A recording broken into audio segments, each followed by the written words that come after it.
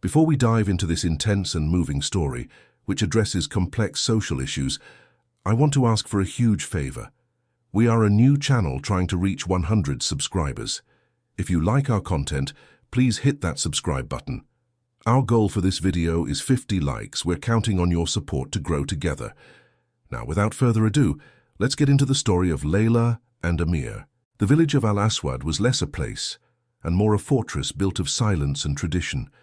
Its tightly packed, sun-bleached mud houses clung to the mountainside like barnacles, watching over the dusty valley below. In Al-Aswad, the air was perpetually thick with the scent of aged spices and the crushing weight of judgment. The code of honor was not merely respected, it was the bedrock, the currency and the executioner of every family. A tarnished reputation was a terminal condition, demanding surgical, often fatal, intervention. Layla, 19, was the village's shimmering secret and its greatest risk.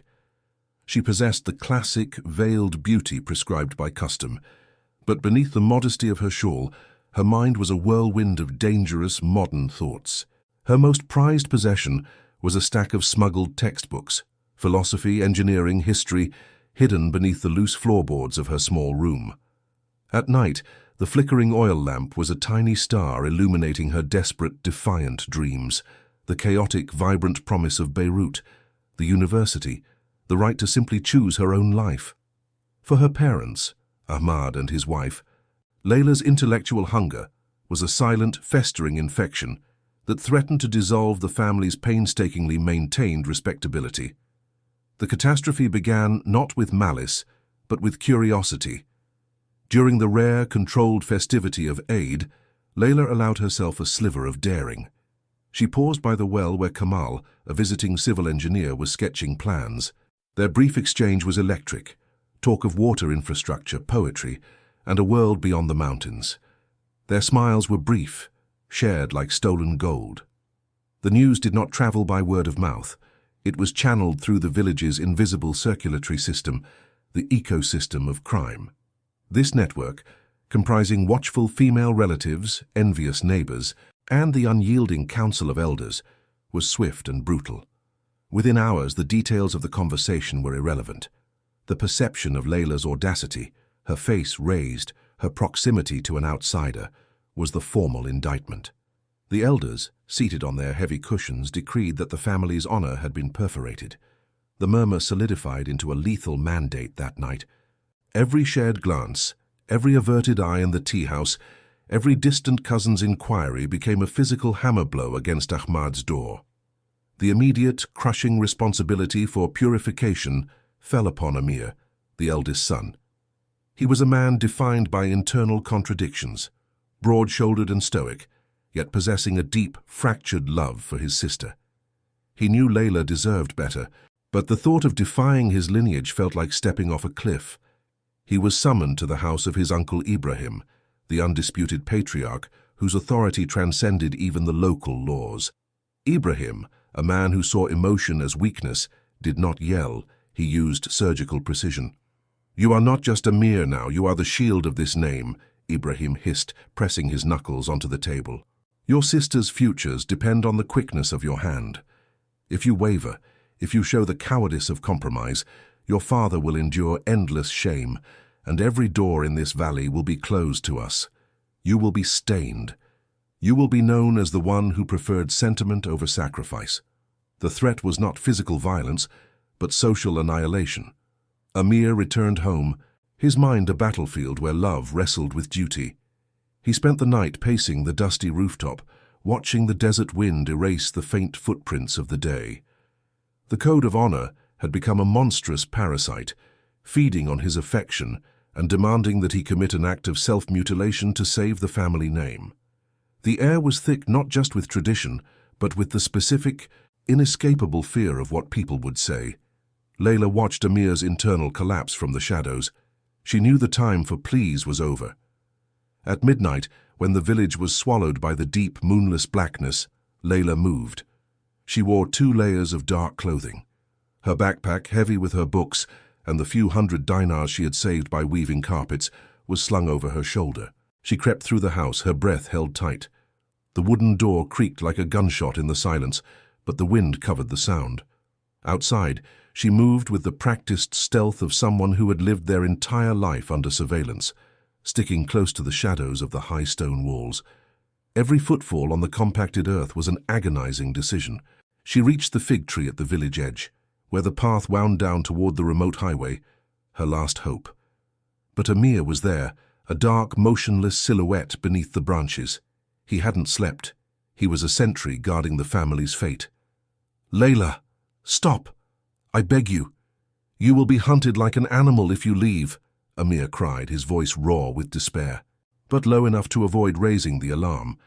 "Let me send you to Aunt Safia a few weeks until this calms down. Please don't make me choose." "You have already chosen, Amir. You chose their silence over my life," Layla erupted, no longer whispering but hissing, the sudden, desperate energy of a caged thing. "I won't be buried alive for their pride. You are their jailer, not my brother. I cannot die here." Layla lunged past him, sprinting for the open path. Amir reacted instantly, his desperation overriding his love. He grabbed the backpack strap, tearing Layla back. The strap snapped, the books scattering across the path like fallen birds. In the scuffle, Layla's hand found a piece of sharp stone, and she raked it across Amir's arm, drawing blood. The sight of his own blood, combined with the echoing, relentless pressure from Ibrahim, shattered his moral compass. His eyes locked onto a heavy, rusted farm implement, a short-handled hoe, left against the tree trunk. He lunged, securing the tool. Layla turned to face him, seeing not her brother, but the raw, terrified face of the tradition that demanded her execution. The ensuing struggle was brief and terrifying, fueled by Amir's panic and Layla's fierce final resistance for survival. The blow landed with a sickening thud. It was over in seconds. Amir stood over her, the desert night suddenly deafening. He had not retrieved the honor, he had sacrificed his soul to a shadow. The morning brought a swift, systemic cover-up. Layla, the village was informed, had fallen tragically during the night, striking her head. The ecosystem of crime mobilized with ruthless efficiency. The family refused a state autopsy. Amir was briefly detained for disorderly conduct, then quietly released into family supervision, an elegant prison of guilt. But Kamal, the engineer, saw through the fabricated grief. He returned to Al-Aswad, ostensibly to finalize his irrigation survey. He moved with the focused, quiet determination of a man hunting a ghost. His eyes, however, tracked not water lines, but the movements of Ibrahim and the shattered silence of Amir, who looked like a walking cadaver. Kamal began his silent investigation. He knew the secret was not in confessions but in the earth. Late at night, under a darkness that seemed to breathe, he returned to the fig tree. Using a small penlight, he meticulously scanned the ground.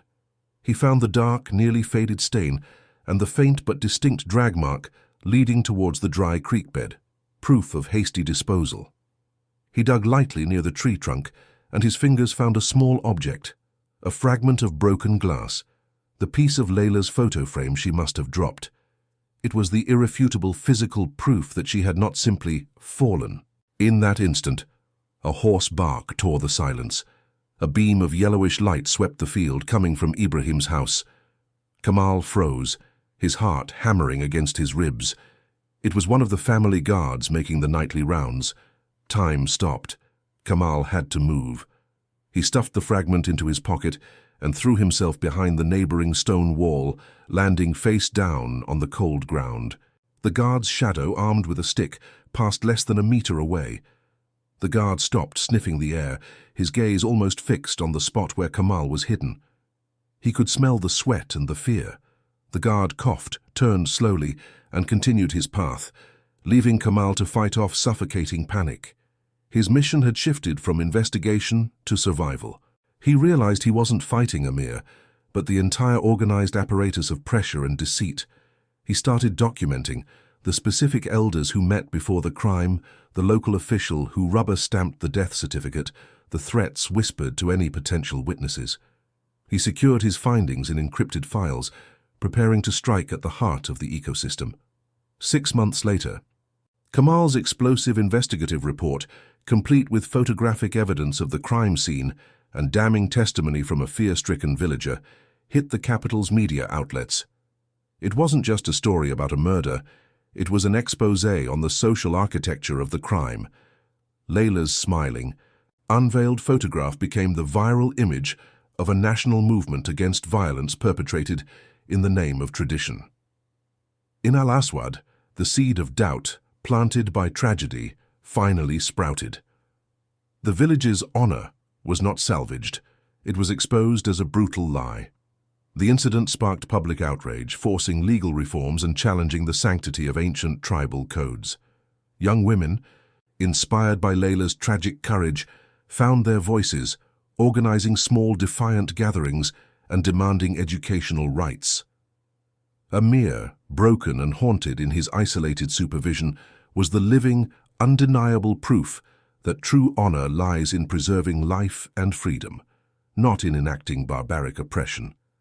The ecosystem of crime, built on generations of fearful silence, was slowly, painfully, being dissolved by the resounding echoes of Layla's name.